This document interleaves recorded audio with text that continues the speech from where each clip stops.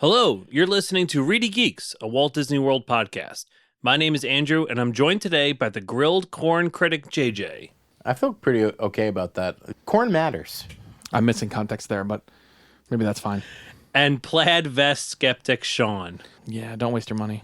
If you have a good title for my co-host after listening to this episode, please send in your ideas to reedygeeks@gmail.com. In today's episode, the Geeks share our MySpace top 8 pre-shows at Walt Disney World.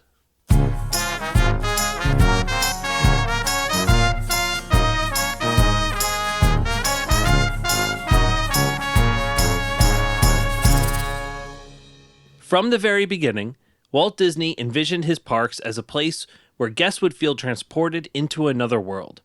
Originally, Disneyland used themed lands and cues to set the scene before an attraction, letting the setting itself introduce a story. But as Disney Imagineers continued to innovate, pre-shows evolved into more engaging experiences.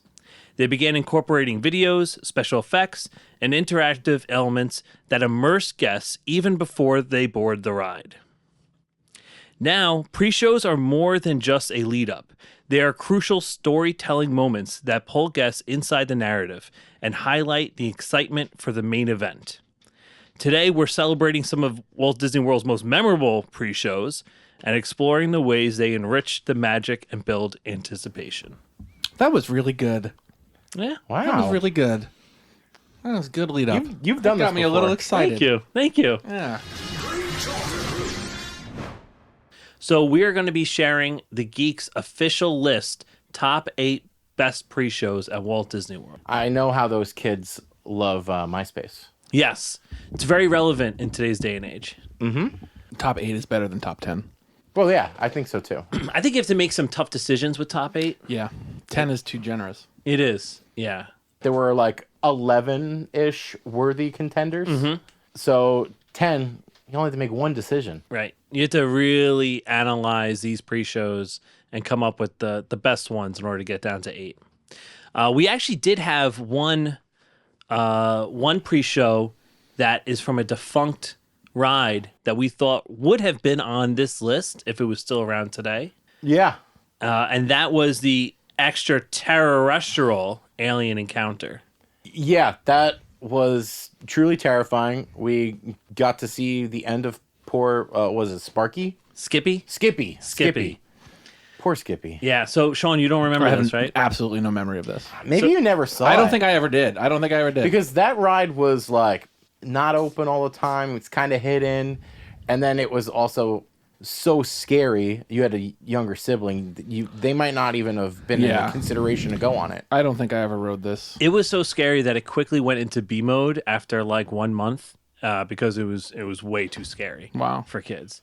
But in the pre-show, you would watch kind of a small scale experiment of what they're going to do in front of you, and they're taking one animatronic, really cute, like teddy bear like animatronic alien, and transporting him into a like cell like right next to him, right? But the whole point was that they were going to take him apart and transport him into that cell, and that They're showing off like a teleportation experiment that they're working on. But it goes miserably wrong, and you basically see this poor, cute animatronic get fried up, and then they kill him Nice. in front of children. Good. I was only a boy. And I left a man.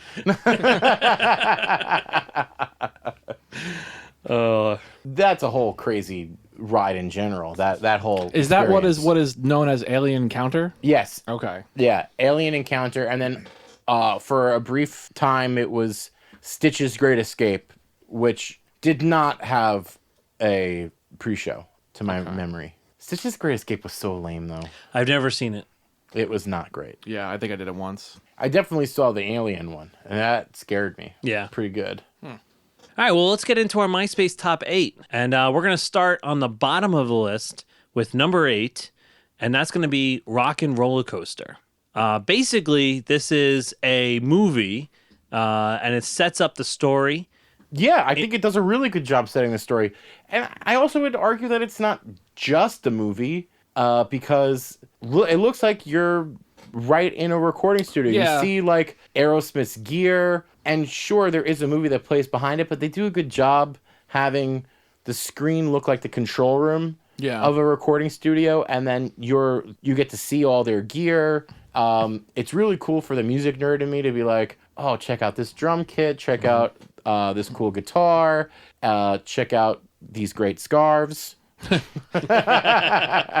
Well, and that used to be more of a production too. They used to have a cast member in there that would go and grab his guitar when he asked, like, "Oh, Johnny, can you grab my guitar?" And it was interactive too. Like he said a line back to the guy that grabs the guitar would also say a line back to one of the agent, right? Yeah. As well. Are we allowed to say Les Paul on the podcast? Are we allowed to name drop the product?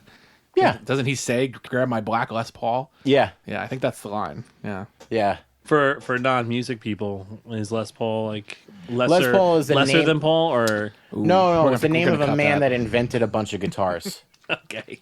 Yeah, please cut. I want to go back. His name is Les Paul. It's his first name and his last name. Oh, And he invented a bunch of guitars for Gibson okay. in the 1940s, 50s, 60s. Well, apparently those were real, like artifacts. they were actual. museum.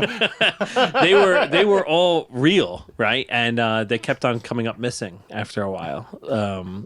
Thinking cast members maybe took them. Wait, is that real? Is it serious? Yeah. Oh, wow. I thought you were... I didn't know that they actually disappeared. I knew they were real guitars. I just thought Yeah. you were trying to make some really bad joke about like how the guitars are really real, and I was like, No. they're And they were really from Aerosmith. They donated them guitars and to make it as authentic as possible. But then one by one, they little things here and there started turning up missing. So Interesting. I did not know that. No, I think Rock and Roller Coaster is a fun pre-show that is quotable, immensely So quotable. I think we've dropped at least one or two of them. Wait a minute, I love that idea. Is one of podcast my episodes. Yeah. yeah, one of my favorite drops to use is wait a minute, I love that idea, which is from this. Also can I get a stretch limo? Wait, And just make like that the a super stretch. corny, yeah. like, you know how much we care about our fans. Yeah, Like, oh, yeah. so bad. Yeah. How about some backstage passes? Right, yeah. you can't let them down. Yeah. Immensely corny, but like corny in a very good way. All right, folks, we gotta go. Very worthy first entry to the list. It is, and some of these other pre-shows might be better, but this one is so critical to the ride. Like if you didn't have this pre-show, it would just be an indoor roller coaster with the no theming. Yeah, and it would be no better than like a Six Flags ride. Right. And actually arguably a mediocre Six Flags ride. Yeah. So JJ, do you want to take us to number 7? Sure, I'll start us off with number 7. Number 7 is going to be at Animal Kingdom, and it will be The Flight of Passage. It's just really immersive. You get into that pre-show, you really feel like there's a scientific test being conducted. Right, but and you're getting to clarify, matched with an avatar. Right, we're not talking about the queue. No, not the Because queue. this was a ride that was much higher up on our queues list. Right. And it is much lower down on the pre-show list just because there's better when you make the cutoff of what a queue is and what a pre-show is. There are things that just have much better pre-shows than this. Right. This is where they're trying to genetically map you and match you with an avatar, as well as the video of the very nervous scientist who loves Sigourney Weaver's character. Yes. Fly? And Fly. That guy's a really great actor. I really believe he's like a very nervous scientist. I thought he was in the movie. I thought he was in. I thought they were taking characters from the movie. Yeah. No, they just hired him for that ride. How crazy is that? But stupendous job by him. Someone give him a raise. He probably made like SAG minimum for a day of work. Thanks, Walt. Poor guy. Poor guy. He probably didn't even get like a lightning lane for that ride. Calm down, Rover. I was only kidding. Okay, how about number 6, Sean? Number 6, we have Tower of Terror. Hollywood Studios' former, I think, premier attraction. I think this is a ride that the pre-show it's pretty perfect for what it needs to be. really no notes on improving it, but it's short, it's sweet, it sets you up, and then it shoots you right back into another queue. So hard to put it, even though it's well themed. It's the old Twilight Zone. The guy that does the narration. It's perfect for what it needs to be. But I think it's just a little too short to shoot it up on this list. Yeah, I think because this is, we're comparing a ride from 1995 to rides that came out in 2022. And I think just making a clear distinction, because we've already done an episode of queues, to not factor in how great the queue is in terms and how of great the cast members that work the line pre-show are. is. This is specifically the moment where you're in the library watching the video, and then you look up and you see. It's like a television, style television up there, and in the windows it progressively gets darker out as the story goes, and it starts raining and storming. Yeah, there's a storm. And then that one moment where he's like in the Twilight Zone, and it's like you get surround sound, the thunder and lightning. The thunder, but it's almost like 3D sound. Yeah, that it turns goes into. pitch, and it goes like pitch black, Yeah. and then the door opens. Again, it's really, really great and really cool and iconic. Great job casting the Rod Sterling sound-alike, because you would think that this was just audio pulled from an episode of The Twilight Zone, and it's not. It's a unique story that is just in this world. Like, they almost just like made an extra episode of The Twilight Zone that happens to be this ride. Well, and it's also another one of like, if you didn't have this pre-show, you would like really not have any idea of what's going on the ride. Like, this is definitely necessary. It The pre-show specifically sets up the elevator, Yeah. that the family went missing in. Right, Yeah. right. Yes, and then we're gonna go ride the same elevator right now. Yeah. What could go wrong? No, nothing can go wrong. Nothing. We're gonna have a good time. So our number 5, moving on along to number 5, is Smuggler's Run. So actually, I'm gonna put this off on one of you guys, because I think you guys know this one a little bit better. I don't really, other than Hondo, I don't really remember what else is this. What else is it? It's Hondo. It is Hondo? Okay. It's I like- kind of remember you guys saying there was a video about. Yeah, well, is there a video you wait attached? on, you go through the hangar, and you go around like the ship's bay, and you go up the ramp, and there's all the droids working on the ship, and then you go into the pre-show video is Hondo explaining what he's doing. You got to go and get the I'm missing Coaxium. There it is, the coaxium. And it's just it's really fun. It's a new character. Okay. It introduces some fun new droids. They come out of the sides, and you see Chewbacca. Then in my opinion, I think part of the pre-show is when you go into the Millennium Falcon, because that preloading area. Yeah, because I don't think it's necessarily a queue, because they're letting in specific numbers of groups. Like, you're not waiting in line anymore. Mm-hmm. You're in there. You're freely walking around. You're sitting at the chess table. You're taking your pictures, and then they're just assigning you as you come in. What you're going to be. You're going to be the gunner. You're going to be the maintenance. You're going to be whatever. And you're not really waiting in line anymore. I feel like the pre-show starts at the video and continues through until you're into the cockpit riding the ride, and that's what elevates it, I think, for me. So it is a video. There is a video that starts with a video. There is a video, okay. But there's also one of the most advanced animatronics Yeah, that Hondo. Disney No, it's very has impressive. ever made. Yeah. It's incredible, and I think if the whole experience was you wait online for 15 minutes and then you watch that animatronic talk for like 4 minutes, I think that's worth it. For 15 minutes. Yeah. 15 minutes. Yeah. 15 minutes, yeah. Yeah, and I gotta give Disney credit for making such an advanced animatronic for Hondo, because he is he's like a level D character from Rebels. Well, I think they retconned him into Rebels, right? No. Rebels is old. Okay. He was a character already from Rebels and from Clone Wars. Okay. But to make a whole ride Basically out of his character. Yeah. That was like a deep cut, right? A little bit of a thank you to the hardcore, Clone Wars fans, right? And because for a while, that was the only ride that was open in Galaxy's Edge. How So disappointing that must have been to experience Galaxy's Edge and before. only be able to ride that was when we did the Disneyland. That was how it worked. We did Rise of Resistance wasn't open. We got all through Galaxy's Edge, and the only thing, but it was really cool the first time you see the Millennium Falcon. The first time you go on the ride, it was awesome. But yeah, thinking back, what it is now. So, and it's Hondo. Keep on forgetting that. Yeah, I think I was saying Rondo. Hondo. You're thinking of a Ronto rap. Oh God, I want a Ronto rap right now. Oh, that sounds great. Hondo Onaka. Yeah. We did it! Let's eat! Okay, so let's move on to number 4. I think this is kind of the OG.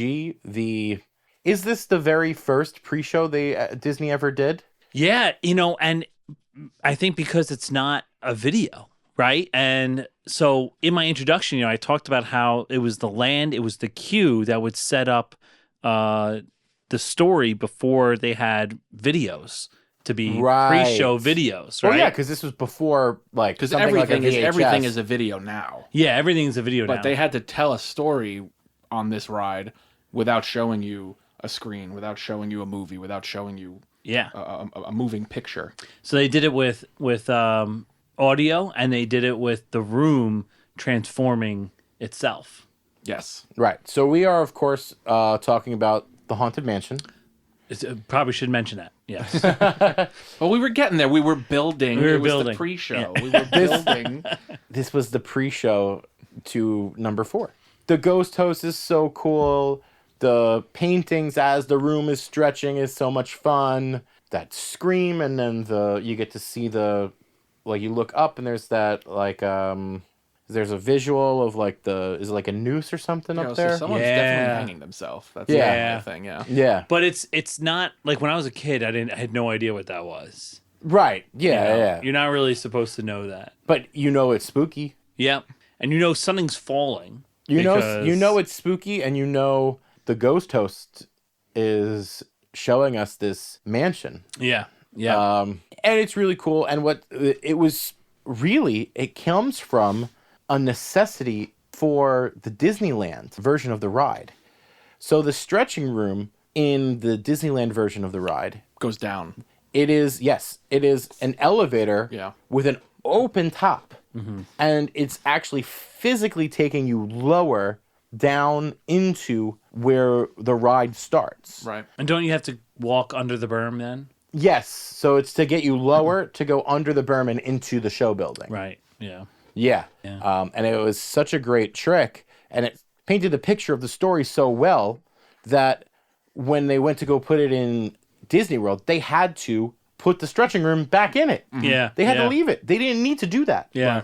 The stretching room in Disney World, the room is stretching upwards. Yeah. But in Disneyland, it looks like the room is stretching upward, but you're actually going down an elevator. Right. Down. So that is part of Imagineering magic, and it's so cool that it was so successful that they had to put it in the Disney World version. And talk about quotability, right? Like this. I was gonna say that's one of the things I think I actually like the least about this ride is that people feel the need to recite along.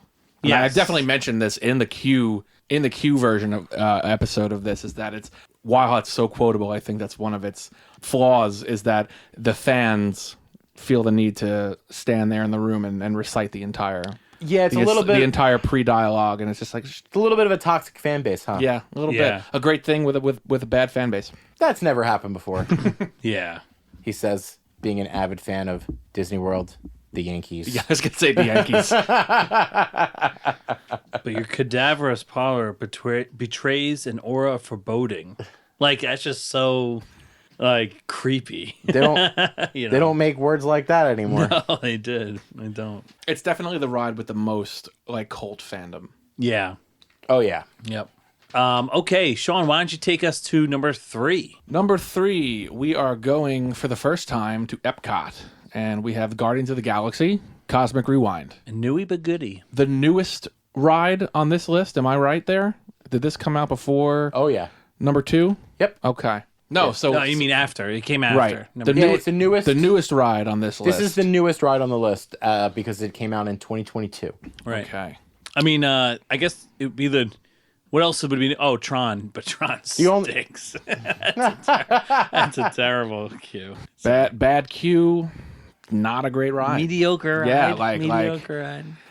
not. Yeah, we can do that on a different day. But It's a one trick pony. the only trick Tron has is riding it at night.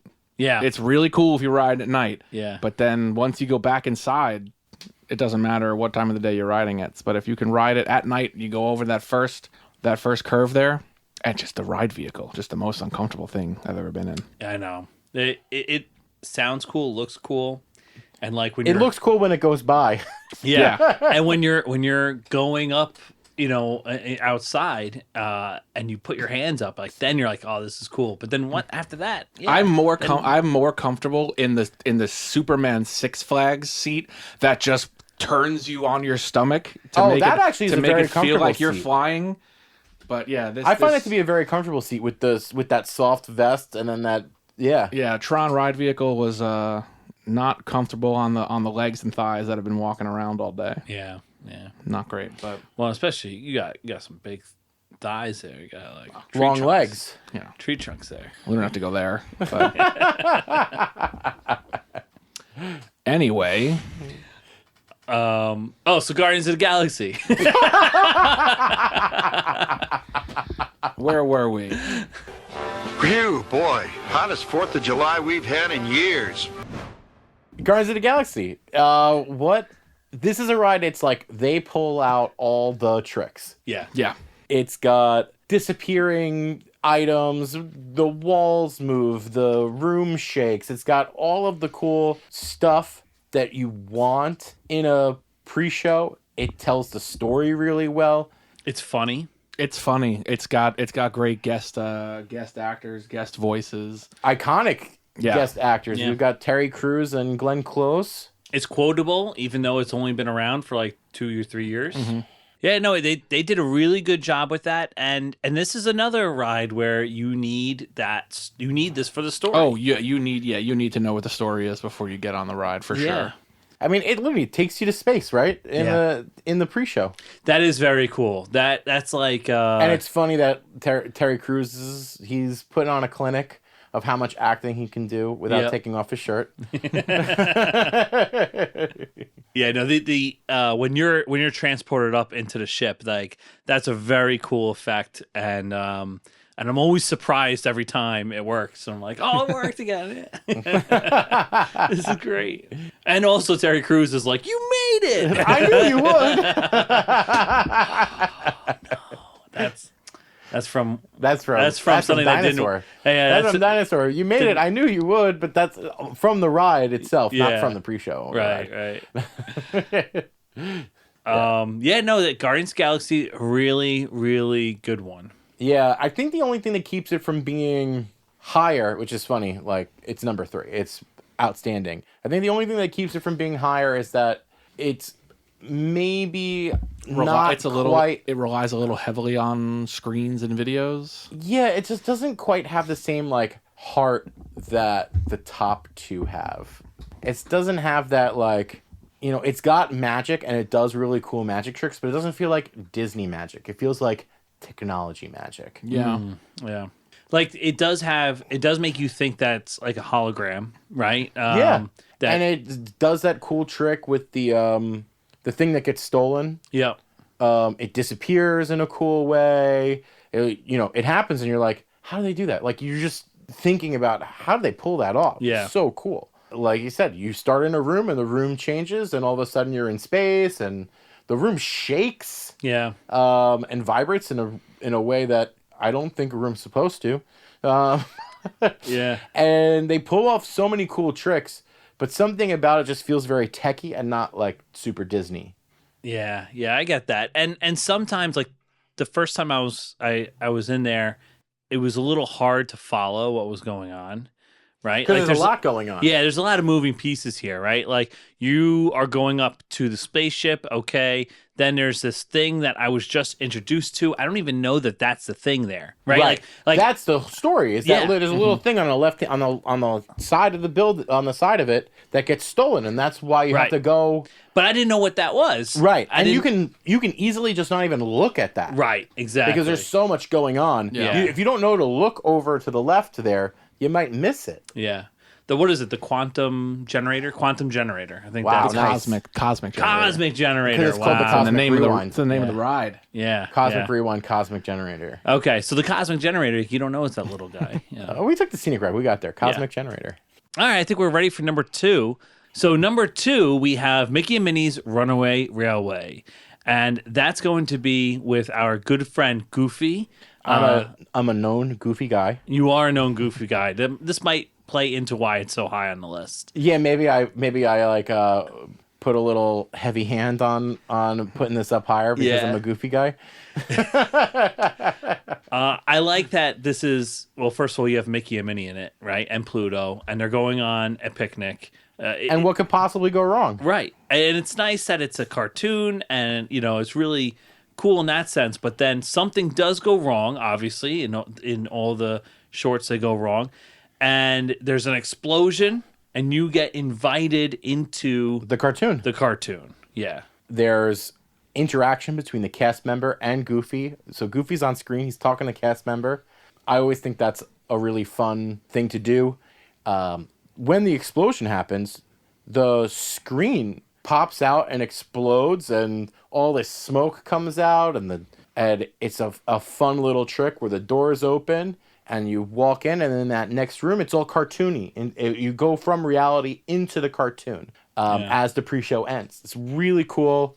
Again, and this is like all Disney magic as opposed to Guardians of the Galaxy. Like everything they do, they're simpler tricks than what Guardians is doing, but it all feels so Disney. Yeah. And you get that like nostalgia for something that's only 4 years old. Right. Like- and it can't be because of the fact that it's Mickey and Minnie's, because I mean for us that cartoon style isn't our nostalgia, right? Unless we're not nostalgic for Russ Hanneman, who is he voices that Mickey. Oh yeah. The actor who plays Russ Hanneman on Silicon Valley is Mickey Mouse. Oh man. How crazy is that? I would like to hear a side by side. Hey, that wasn't very nice! These are not the doors of a billionaire, Richard. Really great ride. Really great pre-show. So much fun. There's no height requirement on it. So even you get to see little kids experience this, and it's like so magical so fast. Original song. Oh, great song. Yeah. Oh God, the song, yeah. Nothing can stop us now. Ba, ba, ba, ba. Love to edit the song in and take him and take singing me out. Yeah. No, just put it after me. Well, there won't be a copyright strike if Shopee sings it. There won't be listeners if Shopee sings it. All right, so JJ, why don't you take us to number 1? Actually, before we get to number 1, I would like to bring up a few of these rides that maybe just missed a cut. Okay. First on the list, we did allude to it briefly, Dinosaur. Dinosaur is a really fun pre-show. Dr. Seeker is unhinged. Claire Huxtable is in it. A really fun, like, pseudo-science-y kind of thing that sets the story up of, we're going to go back in time to when the dinosaurs lived, but we're not just going to go back in time to where the dinosaurs lived. We're going to go back, like, to right before the world ends. Yeah. Which, what could possibly go wrong? This also just, Dinosaur just seems so 90s, right? Like, is there anything more 90s than this video? The video is so, like, it's so 90s. Yeah. Yeah, but that's part of its charm, right? Yes, absolutely, absolutely. And like the whole idea of, I guess Guardians does this too, where like there's a problem and only you can solve it. You know what I mean? And like that's a very 90s Disney thing. I think that they brought it back for Guardians, but I think that's just a ride thing. yeah. I guess because even in Universal on like the Transformers ride, Right. It's the same thing. It's like you got to get the whatever cube. Or like you got to get coaxium, right? Right. Or yeah, you're the one driving the ship. Right. Hondo Onaka knows how to drive the ship, but we have to. The first time we just met him, but we're gonna be the ones that drive the ship. Right. And Chewie, at the end of the ride, Chewie can guide you in. Why couldn't he guide us the whole time? So, Sean, how about another honorable mention? This one is one of my favorites. We're going back to Epcot, and this one is Soarin'. Soarin', whether it's around the world or Soarin' over California, it's the same. It's the same video, pre-show. Same pre-show. It's so simple. It's so basic, but it's so hilarious and quotable and memorable. And Patrick Warburton is just maybe the best guest that has done a video for a pre-show in Disney. It's a masterclass on what plays well at a theme park. And what they just did at D23, bringing it back, was absolutely perfect. It was the so same funny. guy with the Mickey ears. So perfect. That was awesome. Yeah. And the only reason why it missed a cut is maybe, it really is just like some in-flight safety video. Yeah. It's just about safety. That's really it. Yeah. Yeah. It's got the humor, it's got the one-liners, but I mean, there's obviously so many better. Yeah, and you're just watching a little screen. It's not even like you're in an immersive space like a lot of these other ones are. Right. And then finally, our last honorable mention was Muppet Vision 3D, which is a great pre-show. I gotta admit, I usually miss half of it because they'll start the pre-show before it's even filled up. Yeah. Right. And so I get in there and I'm like, what's going on? You're halfway through the pre-show Yeah. when you're walking in because, the theater isn't really filling up like crazy, so they'll just let you in during the pre-show. And again, that pre-show is another one where you're just in a holding area that's not crazy themed, and you're watching a TV screen. Like on tube TVs. Like TVs that use tubes. Yeah. That's part of its charm, though. Yeah. Rizzo will walk between the TVs. Like, yes. That's pretty cool. Yeah. Oh, he pretends to be Mickey Mouse. He does pretend to be Mickey Mouse. Muppet humor plays really well in the theme parks, and I hope it never changes. Yeah. And it never will, because no other ride is going to replace that area of the park. And you heard it here first. Breaking news. Sean Murphy can confirm.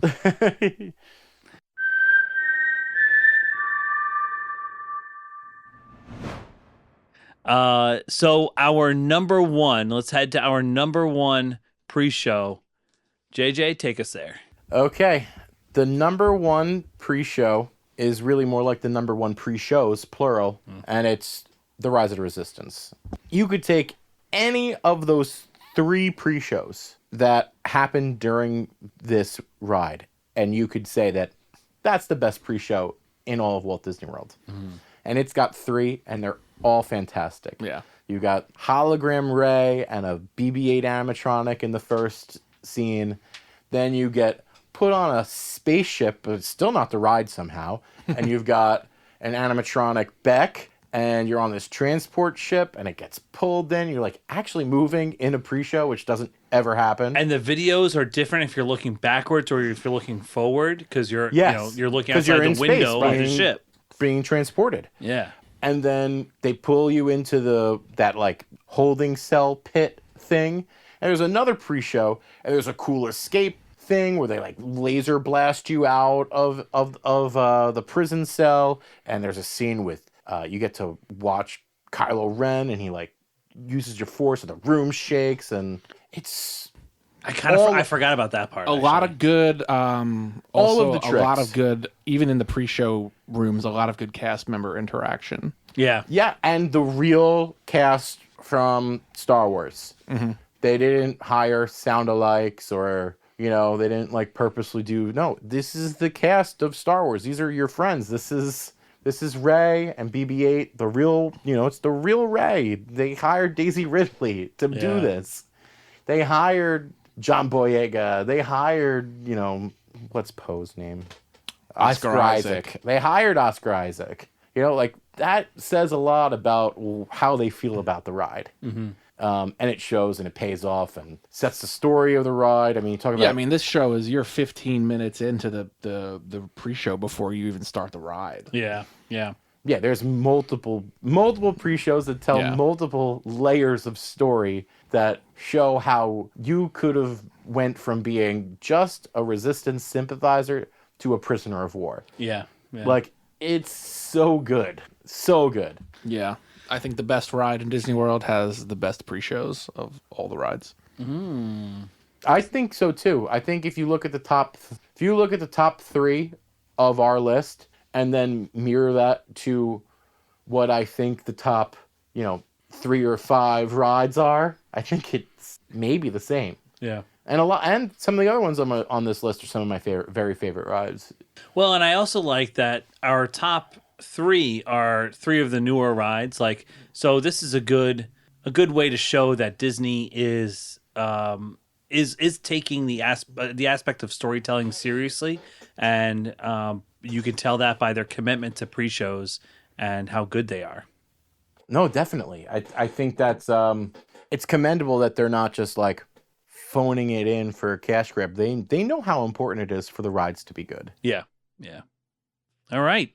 Well, those are our top 8 pre-shows. We have number 8 as Rock and Roller Coaster, number 7 as Flight of Passage, number 6 Tower of Terror, number 5 Smuggler's Run, number 4 The Haunted Mansion, number 3 Guardians of the Galaxy, number 2 Mickey and Minnie's Runaway Railway, and number 1, no surprise here, Rise of the Resistance. And if you have any problems, email Sean. Finally utilize our email address. Or leave a comment on the Instagram post. Yes, Yeah. If we missed one, I don't think we did. I think we did a good job on this one. I think that was a very good job. I also will defend it when we have to make our corrections. Well, just like the Q's had a lot of corrections or a lot of feedback, I bet you this one has a lot of feedback too. I'm looking forward to it. I wanna have that discussion. Yeah. Okay, guys, you got time for a game? No, gotta go. 8:30 on a Tuesday? No. I gotta get going. Okay, well then, Sean, why don't you take us home? Thanks for listening to another episode of the ReedyGeeks podcast. Like, rate, and subscribe wherever you get your podcasts. Check out all our socials at ReedyGeeks. Any questions, comments, concerns, future topic ideas, and for some reason, still nickname suggestions, reach out to us at ReedyGeeks@gmail.com. We'll see you next time. You are breaking union rules, our insurance doesn't cover any of this, and you are potentially infringing on Warner Brothers' intellectual property. Shut this down. I want a different answer. This week's Honest Send-Off comes courtesy of Liz from New York. If you have an honest send-off that you want played at the end of one of our episodes, please submit an audio clip to us via our email address, ReedyGeeks@gmail.com. ReedyGeeks, a Walt Disney World podcast, is hosted and executive produced by Andrew Shopey, Sean Murphy, and JJ Hefner. Music and audio engineering by JJ Hefner.